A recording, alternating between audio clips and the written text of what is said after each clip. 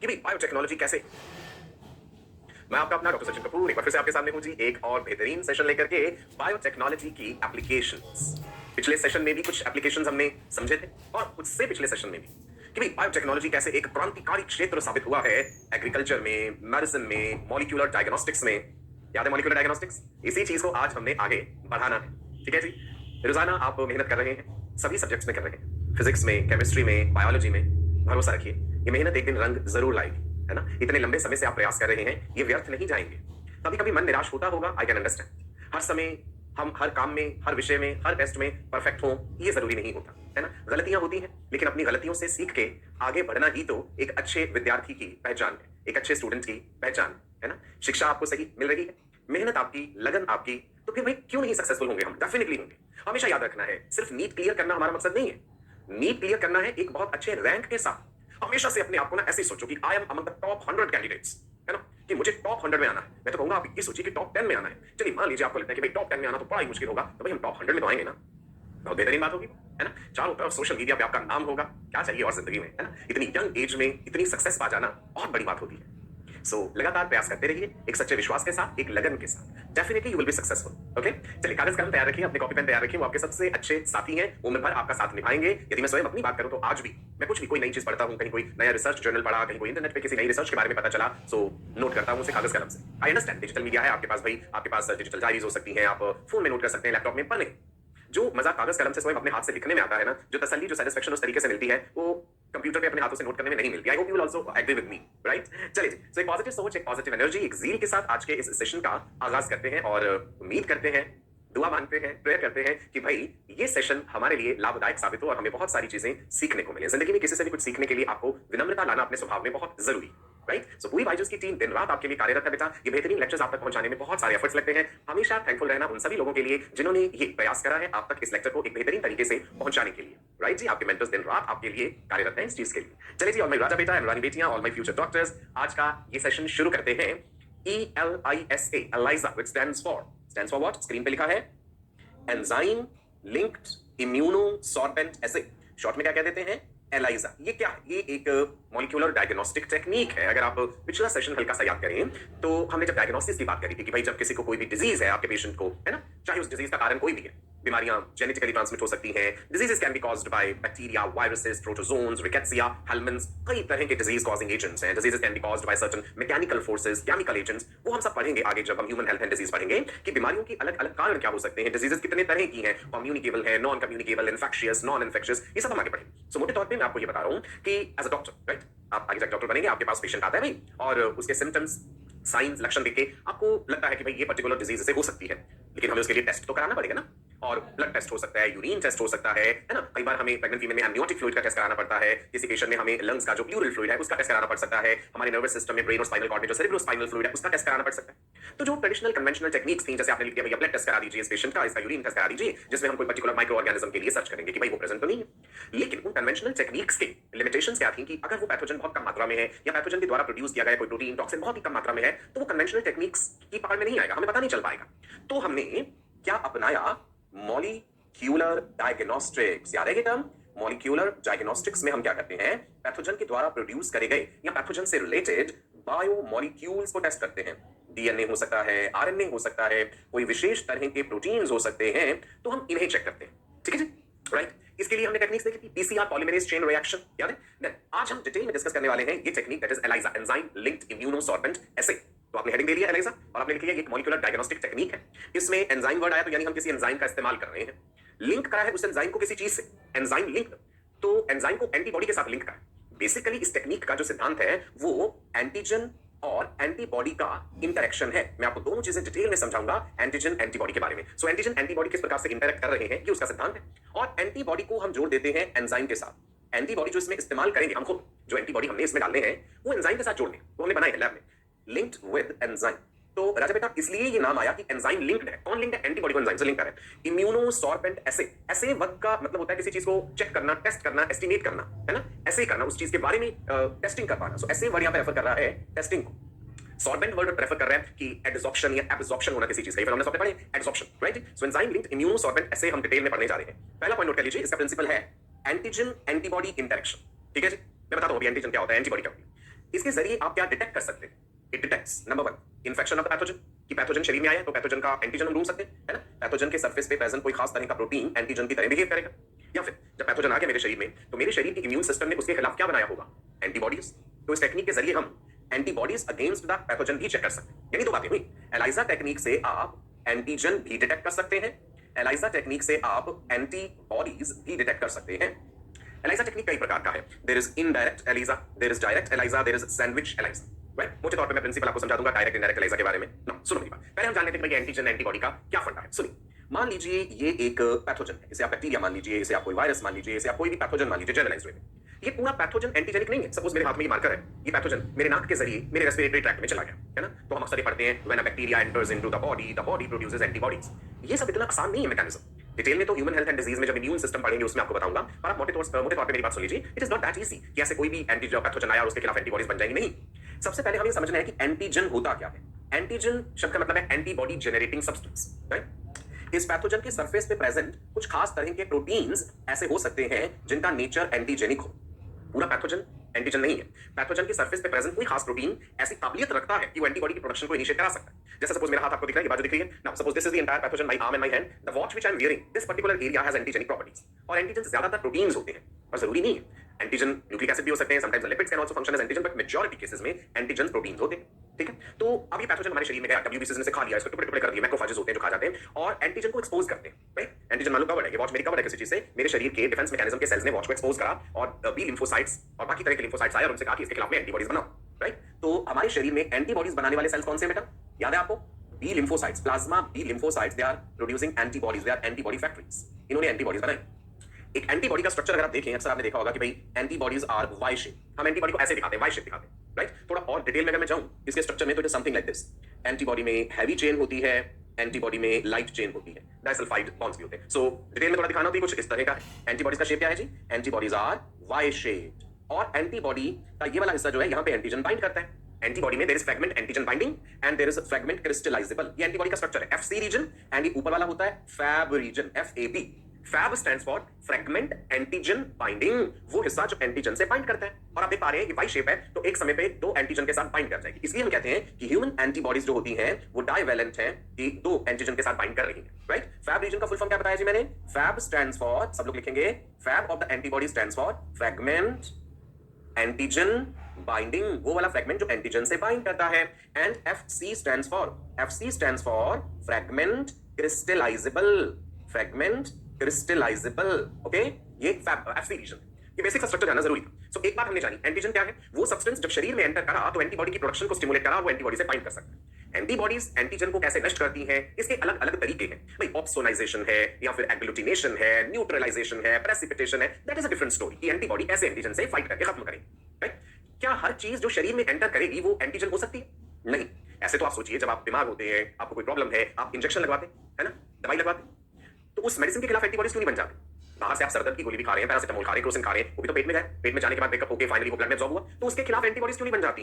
या फिर और सिंपलीफाइड वे में, एयर इनहेल करते हवा ऑक्सीजन एल्वियोलाई में गई, एल्वियोलाई से ब्लड में गई, ऑक्सीजन के खिलाफ एंटीबॉडीज क्यों नहीं बन जाती?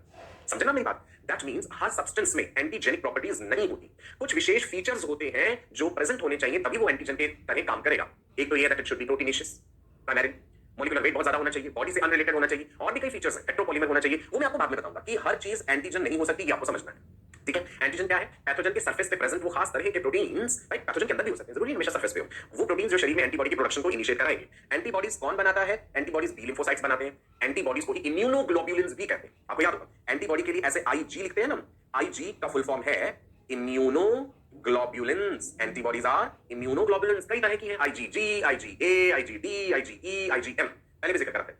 चलो सुनो देखना, एंटीबॉडी का स्ट्रक्चर समझ लिया, वाई शेप। आप देखेंगे हमेशा एंटीबॉडीज हमने वाई शेप में दिखाई हैं, और इसमें दो हैवी चेन्स हैं, दो लाइट चेन्स हैं। एंटीबॉडी प्रोटीन है, खुद ग्लाइकोप्रोटीन है, और ये बने हुए अमीनो एसिड से। एंटीबॉडी के दो मेजर हिस्से हैं, ये ऊपर वाला हिस्सा कहलाता है fragment antigen binding, Fab region, नीचे वाला है एफसी रीजन। ये मैंने क्यों बताया फैब और एफसी, ध्यान रखना। इसी एफसी रीजन के साथ अभी हम आगे देखेंगे कि हम एंजाइम को जोड़ते हैं। अभी हमने कहा ना एंजाइम लिंक्ड एंटीबॉडीज, तो एंजाइम कहां जोड़ा है हमने आर्टिफिशियली? एफसी रीजन के साथ। The enzyme is bound to Fc region of the antibody. चलो सुनो मेरी बात, एलाइजा टेक्निक हमने करनी कैसे ना? मान लीजिए पेशेंट है जी आपके पास, है ना? आप रेफर करते हैं कि इसका एलाइजा टेस्ट किया जाए एचआईवी के लिए या किसी भी चीज के लिए आपको लगा है, हमेशा ये पैथोजन के लिए करना जरूरी नहीं है, हार्मोन्स की डिटेक्शन के लिए भी एलाइजा टेक्निक हम करते हैं। सो it is used for detection of hormones also. एक एलाइजा प्लेट होती है, राइट, माइक्रो टाइटर प्लेट कहते हैं, पॉलीस्टाइरीन की बनी हुई, राइट। इस तरह की एक माइक्रो टाइटर प्लेट है which is made up of polystyrene. इसमें छोटे छोटे छोटे छोटे गड्ढे होते हैं, ढेर सारे वेल्स लिखे ना, ये चीज जो है ये इनको कह देते हैं वेल्स। अब याद है जेल इलेक्ट्रोफोरेसिस में भी वेल्स बताए थे, और ज्यादातर इन वेल्स का नंबर 96 होता है, 96 वेल्स, इससे ज्यादा भी हो सकते हैं, जरूरी। ये माइक्रो टाइटर प्लेट हमने ली ना। एलाइजा डायरेक्ट भी हो सकता है, एलाइजा टेक्निक इनडायरेक्ट भी हो सकती है। डायरेक्ट एलाइजा में क्या है, डायरेक्ट एलाइजा में हमने क्या करना है, एंटीजन डिटेक्ट करना है। In direct ELISA we are going to detect the antigen. मान लीजिए मैं एक पेशेंट हूं, आप डॉक्टर हैं, आपको लगा कि इस पेशेंट के ब्लड में ये पर्टिकुलर डिजीज का एंटीजन हो सकता है, इसके शरीर में ये पैथोजन आया होगा, तो आप टेस्ट लिख देंगे कि इस एंटीजन के लिए इसका टेस्ट किया जाए। मैं लैब में जाऊंगा, वहां पे अपना ब्लड सैंपल दूंगा, मेरे ब्लड सैंपल में से, मेरे सीरम में से, अच्छा ब्लड और सीरम में अंतर होता है, राइट। सीरम क्या है जी, प्लाज्मा। अच्छा ब्लड और प्लाज्मा में क्या डिफरेंस है, प्लाज्मा होता है जब ब्लड में से आरबीसी डब्ल्यूबीसी प्लेटलेट्स आपने हटा दिए तो बचा प्लाज्मा, उस प्लाज्मा में से भी क्लॉटिंग वाले प्रोटीन्स हटा दीजिए जो क्लॉटिंग में इन्वॉल्व है, तो बचा सीरम, ठीक है। तो इसे हम सीरम वर्ड यूज कर रहे हैं यहाँ पे। ब्लड क्लॉटिंग में भी आपने पढ़ा होगा कि भाई जब ब्लड क्लॉट कर जाता है, क्लॉट बन जाता है, क्लॉट सिकुड़ता है, उसमें से एक येलोइश सा फ्लूइड निकलता है, that is called serum, right. तो यहाँ पे आप ध्यान देंगे कि हम सीरम वर्ड यूज करेंगे। Serum is plasma minus clotting proteins या क्लॉटिंग फैक्टर्स। नाउ लैब वालों ने मेरा सीरम ले लिया, अब उसको टेस्ट करना है कि उसमें वो एंटीजन है या नहीं, ठीक है जी। तो हम क्या करेंगे, हमने वो जो एलाइजा प्लेट है, माइक्रो टाइटर प्लेट, उसमें सीरम डाला तो एंटीजन उसके अंदर चला गया। अब एक एंटीजन नहीं तो अनेक तरह के एंटीजन होंगे उसमें, हमने वेल्स में सीरम डाला और एंटीजन से कोटिंग कर दी, प्रॉपर बफर सॉल्यूशन यूज किया जाता है पीएच मेंटेन करने के लिए, वरना एंटीजन का स्ट्रक्चर चेंज हो जाएगा। सो बफर सॉल्यूशन में डाल दिया। अब वो जो एलाइजा प्लेट है ना, माइक्रो टाइटर प्लेट, उसमें वो जो गड्ढे हैं छोटे छोटे वेल्स, उनकी वॉल पे, उनकी दीवारों पे वो एंटीजन जुड़ जाएगा, एडसॉर्ब हो जाएगा, चिपक जाएगा। यहाँ पे हमें एक और एजेंट यूज करना पड़ता है, बोवाइन सीरम एल्बुमिन से कहते हैं, कि जिन जिन जगहों पे एंटीजन नहीं जुड़ा है वहां पे कोटिंग आ जाए, सरफेस पे कोटिंग हो जाए। कुछ बेशक मत याद रखिए, आप मोटे तौर पे याद रखिए कि हमने अगर पेशेंट का एंटीजन चेक करना है तो हम टेक्निक यूज करेंगे डायरेक्ट एलाइजा। एंटीजन के लिए डायरेक्ट एलाइजा। तो वो जो वेल है उसमें, राइट, ये छोटा सा वेल मैंने दिखाया, इसमें क्या हुआ बेटा जी, यहाँ पे एंटीजन की कोटिंग हो गई जो भी आपको सस्पेक्टेड, राइट। अब हम लैब में बनी हुई, हमारे पास ऑलरेडी अवेलेबल है प्री फॉर्म्ड एंटीबॉडीज हैं which are linked with an enzyme, ठीक है। अब मैं बनाता हूं एक एंटीबॉडी, ये मैंने बनाई एंटीबॉडी, ये मेरे पास अवेलेबल है, और इस एंटीबॉडी के साथ मैंने एक एंजाइम को जोड़ रखा है। ये रहा ब्लू कलर से मैंने दिखा, ये मेरा एंजाइम है, right? These antibodies present in the lab available with me, they are having antibodies. These antibodies are having enzyme. No? So that's why I call them enzyme-linked antibodies.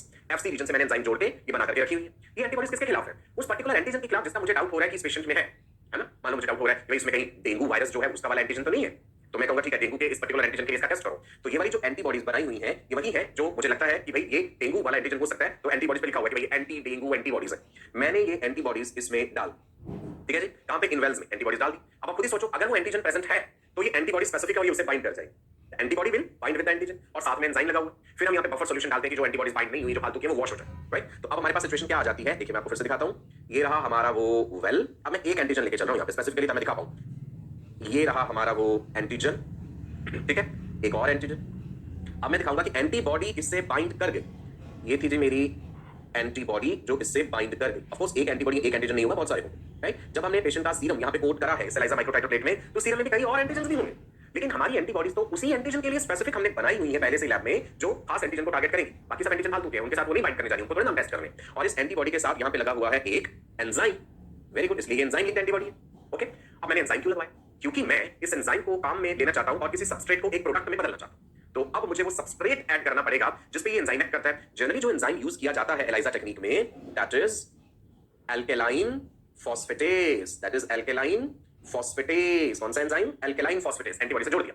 अब मैं यहाँ पे एक सबस्ट्रेट डालूंगा और मैं चाहूंगा ये एंजाइम उस सबस्ट्रेट को एक प्रोडक्ट में बदल दे, और वो प्रोडक्ट कलर्ड होगा, ठीक है जी। ये क्या है, S for substrate and P for product, and this blue colour structure is enzyme, this yellow colour structure is antibody, AD short में लिख दिया। तो मेरा मकसद ये था, एंटीजन के साथ एंटीबॉडी जुड़वाई, एंटीबॉडी के साथ एक एंजाइम लगा हुआ है, वो एंजाइम एक सबस्ट्रेट को प्रोडक्ट में बदलेगा, वो प्रोडक्ट कलर्ड हो जाएगा, और फिर मैं स्पेक्ट्रोफोटोमीटर से डिटेक्ट कर लूंगा, दैट्स अ मशीन जो बता देती है कि कलर जो है वो कितना बना है। तो उससे मुझे कंफर्म हो जाएगा कि अगर तो ये एंटीजन प्रेजेंट था तभी तो एंटीबॉडी बाइंड करी, एंटीबॉडी के एंजाइम ने सबस्ट्रेट को प्रोडक्ट में बदला, सो दैट मींस कंफर्म हो जाएगा कि वो एंटीजन प्रेजेंट है। So this technique is what? This is direct ELISA. अभी मैं आपको indirect ELISA भी बताऊंगा। Direct ELISA क्या डिटेक्ट कर रहा है, एंटीजन, ठीक है जी, क्लियर हुआ सबको? Is it clear to all of you? एक पेशेंट में आपको डाउट हुआ कि भाई डेंगू वाला एंटीजन हो सकता है, आपने टेस्ट किया, भैया इसका ELISA टेक्निक करके टेस्ट करके मुझे बताइए, भाई शाम तक रिपोर्ट दे दीजिए मुझे, तभी मैं इलाज करूंगा। और हो सकता है डेंगू ना हो, मलेरिया हो उसमें, है ना, कोई और प्रॉब्लम, तो हम उसी के हिसाब से टेस्ट लिखते हैं, है ना। एक ही टाइम पे जरूरी नहीं एक ही टेस्ट लिखो पेशेंट का, आप 10 टेस्ट लिख दीजिए, 15 टेस्ट लिख दीजिए, जो आपको अपने क्लिनिकल एक्सपीरियंस के हिसाब से डाउट हुआ अपने पेशेंट पे, राइट। सो पेशेंट गया लेबोरेटरी में, उसने अपना ब्लड सैंपल दिया, लैब वालों ने ब्लड में से सीरम अलग करा, फिर एलाइजा माइक्रो टाइटर प्लेट के सारे वेल्स में वो सीरम डाला, एंटीजन से कोट हो गए, उसमें एक बफर सॉल्यूशन डाल दिया, जो एंटीजन नहीं जुड़ पाए थे वो सब वॉश हो गए वहां पे, है ना। उसके बाद हमने ऑलरेडी जो डिजाइन हमारे पास लेबोरेटरी में, हमारे पास जो रिएजेंट्स एंटीबॉडी की फॉर्म में प्रेजेंट है, एंजाइम लिंक्ड एंटीबॉडी जो डेंगू के खिलाफ है, वो हमने उसमें डाल दी। एंटीबॉडीज एंटीजन के साथ बाइंड कर दी, अगर एंटीजन प्रेजेंट था, नहीं था तो कोई कलर ही नहीं आएगा, अगर एंटीजन प्रेजेंट था तो एंटीबॉडीज बाइंड करी, एंटीबॉडी के साथ एंजाइम जुड़ा हुआ है, फिर हमने एक सबस्ट्रेट डाल दिया, सबस्ट्रेट को एंजाइम ने एक प्रोडक्ट में कन्वर्ट करा, वो कलरफुल था, उस कलर प्लेट को जो है ना माइक्रोटाइटर एलाइजा रीडिंग प्लेट्स जो है उनके लिए रीडिंग इंस्ट्रूमेंट्स होते हैं, स्पेक्ट्रोफोटोमीटर के नीचे रख के उसमें डाल के हमने देख लिया भाई कलर आ गया है और इतनी इंटेंसिटी का कलर है, तो ये इन्फेक्शन है इस पेशेंट, एंटीजन नजर आ गया। इज इट क्लियर जी? Direct ELISA wonderful. चलो अब मैं आपको बताता हूं इनडायरेक्ट एलिजा टेक्निक के बारे में। सुनो, इनडायरेक्ट एलिजा में हमें क्या डिटेक्ट करना है? एंटीबॉडीज। सुनना गौर से, डायरेक्ट में क्या था? एंटीजन था।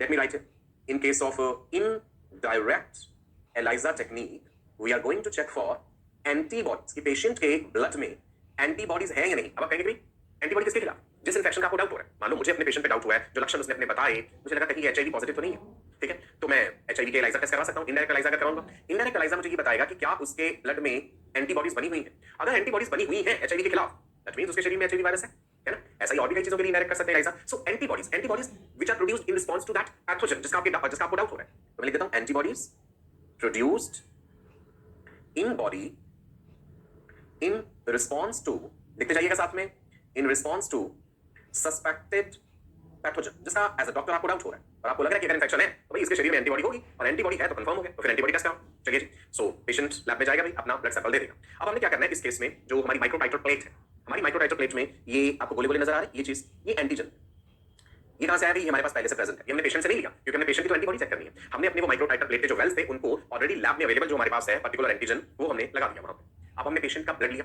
पेशेंट का ब्लड सैंपल लिया और पेशेंट से हमने एंटीबॉडीज जो है वो ले, वो एंटीबॉडीज जो है, वो जो ब्लड है मतलब जो सीरम है, जब हम इसमें डालेंगे और उसमें एंटीबॉडीज है तो वो इनके साथ बाइंड कर जाएंगे। देखिए इनडायरेक्ट एलाइजा बता रहा हूं, हमने उन माइक्रोटाइटर प्लेट में ये जो वेल है उसके पहले उसे एंटीजन से कोट कर लिया था। Well is coated with the antigen. चलो मैं दिखा देता हूं इसमें रेड कलर से, भाई इसमें ये एंटीजन प्रेजेंट। आपने उसमें पेशेंट का सीरम डाल, पेशेंट के सीरम में क्या होंगी? एंटीबॉडीज। अगर होंगी तो, नहीं है तो टेस्ट नेगेटिव आएगा। अगर एंटीबॉडीज है तो सी, ये रही एंटीबॉडीज। अब आपको दिखा ये वाई शेप स्ट्रक्चर मैंने दिखाया था, fragment antigen binding fragment crystallizable. ये एंटीबॉडीज जो पेशेंट के सीरम में है ये क्या कहलाएंगी? Primary antibodies.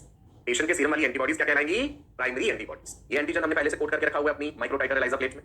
तो देखिए जी एंटीबॉडीज कर गई बाइंड। कैन यू सी, एक समय पे एंटीबॉडी ने एक ये एंटीजन पकड़ा यहां पे और एक ये पकड़ लिया इधर, बाइवैलेंट या डाइवैलेंट हम बोल देते हैं। ओके, ये वाला जो पीछे वाला रीजन एंटीबॉडी का क्या कहलाता है? FC reason. दो रीजन बताए थे ना, fragment antigen binding Fab region and Fc region. चलो अब आगे देखते हैं। कुछ एंटीबॉडीज ऐसी भी दिख रही है प्राइमरी एंटीबॉडीज जो बाइंड नहीं करी, तो फिर से हम जो है बफर सॉल्यूशन डाल के इनको वॉश कर दें। अब क्या करें? एक और नया टर्म आ गया यहाँ पे, सेकेंडरी एंटीबॉडी। सुनो ये क्या टर्म है? Secondary antibody. ये कहां से है? ये लैब में हमने बना करके रखी हुई है पहले से। सेकेंडरी एंटीबॉडी के इस रीजन के साथ ये गोला सा आपको जुड़ा हुआ दिख रहा है, ये क्या चीज है? वेरी सिंपल, यही तो एंजाइम। तो यहाँ पे सेकेंडरी एंटीबॉडीज एंजाइम लिंक्ड है। ये एंटीबॉडीज किसके खिलाफ है? ये एंटीबॉडी किसे बाइंड करेंगी? ये सेकेंडरी एंटीबॉडी प्राइमरी एंटीबॉडी के साथ बाइंड करेगी। क्या एंटीबॉडी भी एंटीबॉडी से बाइंड कर सकती है? बिल्कुल कर सकती है। ये हमने बनाई कैसे होंगी? हमने लैब में कैसे बनाई कि ये वाली जो प्राइमरी एंटीबॉडीज है ये किसी एनिमल के शरीर में इंजेक्ट करें। पहले एक ह्यूमन से प्राइमरी एंटीबॉडी ले ली, सपोज मैं एक बायोटेक्नोलॉजी का साइंटिस्ट हूं भाई, मेरे पास एक एचआईवी पेशेंट है जिसमें कंफर्म है कि भाई एंटीबॉडीज है, मैंने उसके ब्लड से एंटीबॉडीज निकाली है, प्राइमरी एंटीबॉडीज, और प्राइमरी एंटीबॉडीज एक एनिमल सपोज एक माइस के शरीर में इंजेक्ट करी, तो माइस के शरीर के लिए बाहर से आने वाली ये चीज एंटीजन का काम करेगी। माइस के शरीर में बाहर से आने वाली ये फॉरेन चीज एंटीजन का काम करेगी और माइस का इम्यून सिस्टम इस प्राइमरी एंटीबॉडी के खिलाफ सेकेंडरी एंटीबॉडी बनाएगा। समझे आप लैब में कैसे बनती है? तो वो सेकेंडरी एंटीबॉडीज पे मैंने माइस के ब्लड से लेके फिल्टर आउट करके लैब में अपने लिए तैयार रख ली, तो ये बाजार में उपलब्ध है। जी secondary antibodies enzyme link and costly, इसीलिए इन टेक्निक्स का कीमत जो है वो भी ज्यादा होती है, कॉस्टली टेक्निक्स। अब आप समझे? फिर से बताऊं, इनडायरेक्ट एलाइजा में हम डिटेक्ट करने जा रहे हैं एंटीबॉडीज। तो हमारे माइक्रोटाइटर प्लेट के वेल्स में हमने एंटीजन डाल दिया पहले से ही, राइट, जो हमें पता है कि ये एंटीजन होता है इस पैथोजन का और एंटीजन मार्केट में अवेलेबल है, वो ग्लाइकोप्रोटीन से कोट कर दिया, एक्सेस जो होगा उसे वॉश कर दिया बफर सॉल्यूशन से, पेशेंट का सीरम लेकर के उन वेल्स में डाला। अगर पेशेंट के सीरम में एंटीबॉडीज हैं तो वो उस एंटीजन से बाइंड कर जाएंगे। अब एंटीबॉडी के साथ बाइंड करने के लिए ये वाली एंटीबॉडीज है प्राइमरी एंटीबॉडी, इनके साथ बाइंड करने के लिए सेकेंडरी एंटीबॉडीज डाल दी जो कि एंजाइम से लिंक्ड है। अब आप देखो सेकेंडरी एंटीबॉडी क्या है? It has an enzyme linked to it and it binds to primary antibody. तो एक नई बात आपको आज पता चली होगी कि एंटीबॉडीज ऐसी भी होती हैं जो दूसरी एंटीबॉडी से बाइंड कर जाती है। Very good. नाउ देखिए इधर सेकेंडरी एंटीबॉडीज कहां बाइंड करनी, यहां फोकस कीजिए, प्राइमरी एंटीबॉडी के साथ। Secondary antibodies are binding to primary antibodies, और सेकेंडरी एंटीबॉडी के साथ ये क्या लगा? एंजाइम। एंजाइम हमने क्यों लगाया? क्योंकि अब हम एक सबस्ट्रेट डालेंगे इसमें, सबस्ट्रेट को ये एंजाइम प्रोडक्ट में कन्वर्ट करेगा। ये आ गया जी सबस्ट्रेट, क्योंकि ये सब चीजें आंखों से तो नहीं देख सकते ना, एंटीबॉडीज दिख जाएंगी, हमें तो रिजल्ट देखना है कि एंटीबॉडी के साथ जुड़े एंजाइम ने क्या काम करा। तो उस एंजाइम ने इस पर्टिकुलर सबस्ट्रेट को, ये जो हमने ऐसे स्टार की तरह दिखाया है, जब हम ये उस प्लेट में डाल देंगे तो इस सबस्ट्रेट को ये एंजाइम कन्वर्ट कर देगा एक कलर्ड प्रोडक्ट में, क्रोमोजन कलर्ड प्रोडक्ट में। सो आप देख पा रहे हैं एंजाइम और सबस्ट्रेट जुड़ गए। सारी चीजें लेवल करो, इसमें क्या क्या है? चलो ये बताओ, ये वाली चीज क्या है? Can you tell me? ये रेड वाला जो गोला है व्हाट इज दिस? क्विकली जल्दी से बताइए, जो इस माइक्रोटाइटर प्लेट के वेल्स के सरफेस के साथ जुड़ा हुआ है। Yes you got it right, this is antigen. Very good. What is this? ये लाइट ब्लू कलर वाली जो है प्राइमरी एंटीबॉडी, पेशेंट के सीरम से ली। तो एंटीजन, एंटीजन के साथ जुड़ने वाली ये हो गई जी प्राइमरी एंटीबॉडी। प्राइमरी एंटीबॉडी के साथ क्या जुड़ा है? What is this thing? Secondary antibody. Very good जी, this is secondary antibody. Okay, now अब उसके साथ ये क्या जुड़ा है? वेरी गुड, ये भी आपने पहचान लिया, दिस इज एंजाइम। और ये सबस्ट्रेट, ये तो अभी भी देखा हमने, येलो वाला सबस्ट्रेट, राइट? अब ये सबस्ट्रेट किसमें कन्वर्ट हो गया? See, the substrate has been converted into a, let me write here, coloured product. Enzyme कौन सा यूज होता है? Alkaline phosphatase, generally colour product बन गया, कलर आ गया पूरी जगह पे, नीला नीला रंग में दिख। अब हम इसे कैसे पहचान लेंगे कि कलर की इंटेंसिटी कितनी है? इंटेंसिटी के हिसाब से इंफेक्शन का लेवल पता चलेगा कि भाई एंटीबॉडीज कितनी ज्यादा थी। स्पेक्ट्रोफोटोमीटर, ठीक है जी, इसकी डिटेल्स में हमें नहीं जाना। सो स्पेक्ट्रोफोटोमीटर के जरिए हम कलर की इंटेंसिटी, मात्रा को सब जान पाए। So I hope this is clear to you. Direct ELISA, indirect ELISA. Direct ELISA में एंटीजन, इनडायरेक्ट एलाइजा में एंटीबॉडीज। डायरेक्ट एलाइजा में हमने बाहर से एंजाइम लिंक्ड एंटीबॉडीज डाली। इनडायरेक्ट एलाइजा में हमने पहले अपना एंटीजन डाला, पेशेंट की प्राइमरी एंटीबॉडी, और बाहर से और secondary antibody linked with enzyme. Colour product इधर भी मिला, कलर प्रोडक्ट इधर भी मिला, right? I hope crystal clear हो जाएगी अब आपको ये एलाइजा टेक्निक। एक बार कंपैरिजन में भी देख लीजिए। देखिए इधर बेटा, डायरेक्ट एलाइजा क्या है? डायरेक्ट एलाइजा में हमने माइक्रोटाइटर प्लेट के सरफेस पे एंटीजन की कोटिंग करी, एजी, राइट? और यहाँ पे प्राइमरी एंटीबॉडी कॉन्जुगेट जो बना है, जिसके एंजाइम ने सबस्ट्रेट को प्रोडक्ट में कन्वर्ट करा है, सो हमने एंटीजन डिटेक्ट करा था, राइट? प्राइमरी एंटीबॉडी बाहर से डाली। और इनडायरेक्ट एलाइजा में क्या हुआ? एंटीजन हमने बाहर से कोट करा, वहां पे पेशेंट का एंटीजन है, राइट? डायरेक्ट में यहाँ पे एंटीजन बाहर से, ये पेशेंट की एंटीबॉडी है, और ये बाहर से सेकेंडरी कॉन्जुगेट एंटीबॉडी, राइट? ये वाली चीज क्या है? This is enzyme. So I hope the concept is clear. Sandwich ELISA जो है, इसमें कैप्चर एंटीबॉडीज हम यूज करते हैं, और उसके बाद फिर से ये रही प्राइमरी एंटीबॉडी, ये रही सेकेंडरी एंटीबॉडी। इसकी डिटेल में आपको नहीं जाना है, राइट? सो दो मेन चीजें थी, direct ELISA and indirect ELISA, which I have made crystal clear, right? चलो आगे बढ़े जी। Now, next एक और इंटरेस्टिंग चीज हम जानते हैं, personalised medicine. Have you heard this term, personalised medicine? इसका क्या मतलब हुआ? मेडिसिन तो मेडिसिन है, मेडिसिन का क्षेत्र आप सबको दवाइयां देते हैं, एक जैसी तो देते हैं नहीं। ऐसा भी देखा गया है कि हर इंसान एक तरह की मेडिसिन की डोज को उस तरीके से रिस्पॉन्ड नहीं कर सकता। Every human being is different in some way. मान लीजिए मुझे मेडिसिन, कोई अगर इन्फेक्शन है तो मुझे उस मेडिसिन का हाई डोज चाहिए, मुझे शायद एंटीबायोटिक दिन में 3 बार लेना पड़े, और आपको एंटीबायोटिक दिन में सिर्फ 2 बार लेना पड़े, और किसी इंसान को एंटीबायोटिक एक ही बार दे दें तो उससे भी ठीक हो जाएगा। सो ये जो अप्रोच है, right, this is called personalised medicine. सुनिए, जैसे यहाँ पे दिखाया गया है, सबसे पहला जो आपको दिख रहा है ये diagram, it responds to the normal dose. This particular person responds to normal dose. कोई और इंसान हो सकता है आप में से जिसको लोअर डोज चाहिए, उसे कम चाहिए, उसे ज्यादा दे देंगे तो उसमें बहुत ज्यादा साइड इफेक्ट नजर आता है। और कोई ऐसा इंसान हो सकता है जो कहता है भी रिस्पॉन्स टू हायर डोज, एक ही गोली से फर्क नहीं पड़ेगा, उसके लिए 2 या 3 देनी पड़ेगी एक दिन में। और कोई ऐसे भी इंसान हो सकते हैं जिनको इस पर्टिकुलर दवाई से कोई इफेक्ट ही नहीं हो, इसके लिए कोई दूसरी मेडिसिन देनी पड़ेगी। This is the personalised medicine. ये आप अपने क्लिनिकल एक्सपीरियंस के साथ भी सीखेंगे। कल को जब आप डॉक्टर बन जाएंगे, आपके पास बहुत सारे पेशेंट आए, मान लीजिए सबको कॉमन प्रॉब्लम है, मलेरिया सपोज, आपने सबको एंटी मलेरियल ड्रग्स दी, सब पे आपको रिजल्ट्स नहीं मिले, राइट? कुछ पेशेंट में तो भयंकर साइड इफेक्ट देखने को मिल गया, तो सोचेंगे नहीं भैया इसको ये दवाई नहीं देनी, इस पे मैं दूसरी दवाई दूंगा। So every individual, every human being is different in some way. तो ये जो अप्रोच हम लगाते हैं individual based, that is called personalised medicine, right? Interesting है ना? चलो जी, जिक्र कर रहे हैं कि बायोटेक्नोलॉजी ने कैसे एक क्रांति ला दी है अलग अलग क्षेत्रों में, चाहे वो क्रॉप्स वाली बात हो, जेनेटिकली मॉडिफाइड ऑर्गेनिजम्स की बात हो, मॉलिक्यूलर डायग्नोस्टिक्स हो, अलग अलग चीजों में हमने पढ़ा। अब हम जानते हैं ट्रांसजेनिक एनिमल्स के बारे में। बीटी कॉटन प्लांट तो हमने पढ़ा था, हमने वो टोबैको वाला सीन भी पढ़ा था, राइट? अब हम जानते हैं what are transgenic animals. Interesting, बहुत सारी साइंस फिक्शन मूवीज में भी आपने ऐसी चीजें देखी होंगी, इस तरह के माइस हैं जो चमक रहे हैं, अंधेरे में ग्लो कर रहे हैं, ऐसी मछलियां हैं जो चमक रही हैं। तो क्या ये संभव है? Yes, practically it is possible. Okay, transgenic animals क्या होते हैं? सुनिए, हेडिंग दे दिया जी, ट्रांसजेनिक एनिमल्स। नाम से अंदाजा लग रहा है कि भाई उनमें कोई और जीन्स हमने डालेंगे, जीन्स मैनिपुलेट करेंगे। लिखिए, animals that have their DNA manipulated, right? ऐसे एनिमल्स जिनका स्वयं का अपना डीएनए हमने मैनिपुलेट करा है, किस लिए?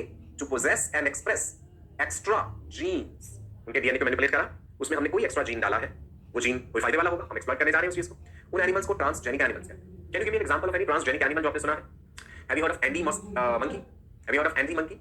रोजी काउ सुना? ये ट्रांसजेनिक एनिमल्स हैं। डिटेल जानेंगे इनके, इधर देखिए भाई, आप कहेंगे बड़ा चमक रहे हैं भाई ये ट्रांसजेनिक एनिमल्स। ग्लोइंग माउस, एक चूहा जो चमक रहा है। ग्लोफिश, ग्लोइंग पपीज, स्ट्रेंज। नेचर में हमने नेचुरली तो ऐसे चूहे नहीं देखे भाई जो चमकते हो।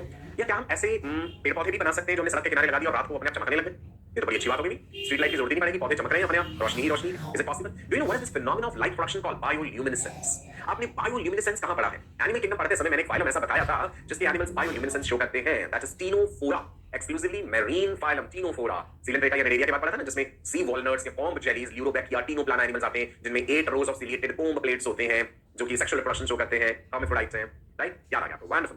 सो बायोल्यूमिनेसेंस का ये फिनोमेना साइंटिस्ट ने सोचा कि भाई क्यों ना और एनिमल्स में भी करके देखें जिनमें नेचुरली नहीं। तो हमें क्या करना पड़ेगा भाई? सबसे पहले तो हमें देखना पड़ेगा कि ये किस कारण से है, कौन सा जीन क्या प्रोडक्ट बना रहा है। तो हम एक ऐसा पर्टिकुलर एनिमल पहले चुनेंगे जिसमें ये फिनोमेना हमें देखने को मिल रहा है। ये जेलीफिश की हमने बात करी, इक्वोरा विक्टोरिस। इसमें हमने देखा कि भाई ये जो इक्वियोरा विक्टोरिस है, जेलीफिश है, ये बायोल्यूमिनेसेंस शो करती है। तो भाई इसका जीनोम स्टडी करना पड़ेगा। उस जीन को हमें समझना पड़ेगा जो एक ऐसे प्रोटीन के लिए कोड कर रहा है, green fluorescent protein, GFP, right? Gene study करा, हमें पता चल गया भाई ये वाला पर्टिकुलर जीन है which is coding for GFP, green fluorescent protein. अब उस पर्टिकुलर जीन को इनकॉर्पोरेट करना होगा हमें उस एनिमल के डीएनए के साथ जिस एनिमल से हम काम करवाना चाह रहे हैं कि भाई वो एनिमल ग्रीन कलर का हो जाए, ग्रीन फ्लोरोसेंट प्रोटीन प्रोड्यूस करे। सो हमने क्या करा? बायोटेक्नोलॉजी के प्रिंसिपल्स एंड प्रोसेसेस फॉलो करते हुए gene inserted into developing mouse embryo. जो भ्रूण है एम्ब्रियोनिक कंडीशन में जीन डाल, तभी तो शरीर के सारे सेल्स में आ जाए। ऐसा नहीं है कि आटा मोटा जुआ आपके पास है उसमें इंजेक्ट कर दिया तो उसमें तो सारे सेल्स में नहीं जा पाएगा ना, राइट। तो आपने जीन थेरेपी याद हो, somatic cell gene therapy, germ line gene therapy, तो थेरेपी वाली बात थी। तो जर्म लाइन से मतलब ये है कि शुरुआत की स्टेजेस में ही आप उसे डाल दीजिए और उस भ्रूण से फिर बन जाएगा आपका glowing transgenic mice. Wonderful. Do you remember about micro injection, कैसे इंजेक्ट करते थे हम, how do we introduce that foreign DNA into the cell, vectors भी हमने यूज करे, राइट। माइक्रो इंजेक्शन की टेक्निक बताई थी। Recombinant DNA is directly injected into nucleus of the cells, और ये एनिमल्स में हम यूज करते हैं, if you remember that, okay? ये देखिए माइक्रो इंजेक्शन दिखाया आपको, इतनी सोफिस्टिकेटेड टेक्निक्स हैं जिसमें डायरेक्टली हम इंजेक्ट कर पाते हैं सेल के न्यूक्लियस में। तो देखो पूरा प्रोसीजर क्या रहा होगा। फर्टिलाइज्ड माउस एग लिया हम, mouse which is a mammal, male mouse female mouse, ova spermatozoa, fertilisation हुआ, बन गया जाइगोट, तो हमने कह दिया फर्टिलाइज्ड माउस एग है। अब जाइगोट में, मैमल्स में आप जानते हैं जाइगोट के बाद डेवलपमेंटल स्टेजेस क्या क्या होती है। जाइगोट में क्लीवेज डिवीजन होते हैं, बनता है जी मॉरुला स्टेज, मॉरुला से क्या बनता है जी next stage that is called blastula. Mammals में ब्लास्टुला को ही ब्लास्टोसिस्ट भी कहते हैं। ब्लास्टोसिस्ट में एक आउटर लेयर है ट्रोफोब्लास्ट, एक कोने में कुछ सेल्स चिपके होते हैं that is called ICM, inner cell mass, या फिर इसे हम एम्ब्रियोब्लास्ट भी कहते हैं। ठीक है जी, राइट। इसी इनर सेल मास में पढ़ा था ना अपने, स्टेम सेल्स हैं और उसी से शरीर का पूरे के पूरे सेल्स बन जाते हैं। सो हम क्या करेंगे, जो हमारे पास जीन है वो ग्रीन फ्लोरोसेंट प्रोटीन बनाने वाला, transformed cells containing the foreign DNA, जो फॉरेन डीएनए प्रेजेंट है जो हम चाह रहे हैं काम करवाना, we are going to inject that, injecting the transform cells into the inner cell mass, inner cell mass में डाल दिया, राइट। अब ये जो ब्लास्टोसिस्ट है जिसे हमने मैनिपुलेट करा है उस लैब में करा होगा, अब हमें इसे वापस डालना है फीमेल माइस के शरीर में, फीमेल रिप्रोडक्टिव ट्रैक्ट में, माइस में, यूट्रस में। So it is implanted into the uterus of the surrogate mouse, the one who will carry on that pregnancy, right. So हमने डाल दिया यूट्रस में, वो नेचुरली अपने आप इम्प्लांट करें। अब आप एक ही ब्लास्टोसिस्ट पे तो एक्सपेरिमेंट नहीं करेंगे, है ना, ज्यादा पे करेंगे, एक्सपेरिमेंटल मटेरियल ज्यादा लेंगे। अब हमने डाल दिया सरोगेट मदर पे, सरोगेट माउस में। अब फिर हमें वेट करना पड़ेगा जितने दिन की प्रेगनेंसी है माइस के केस में, फिर माइस बेबी डिलीवर होंगे। The offsprings containing both non transgenic and transgenic animals will be produced. जरूरी नहीं है सारे के सारे ट्रांसफॉर्म हो जाए, कुछ नहीं भी होंगे, है ना। सो ऑफस्प्रिंग प्रोड्यूस होंगे। तो ये है जी पूरा प्रोसीजर। अब जरूरी नहीं है माइस ही, transgenic rabbit, transgenic pigs, transgenic sheep, transgenic monkeys, transgenic cows, बहुत सारे एनिमल्स हमने इस तरीके से बनाए हैं जिनसे हम अलग अलग तरह का फायदा लेते हैं। लेकिन 95% के करीब जो है ज्यादातर एक्सपेरिमेंटल एनिमल जो मॉडल हमने यूज किया है दैट इज माइस। चूहा। ऐसा क्यों?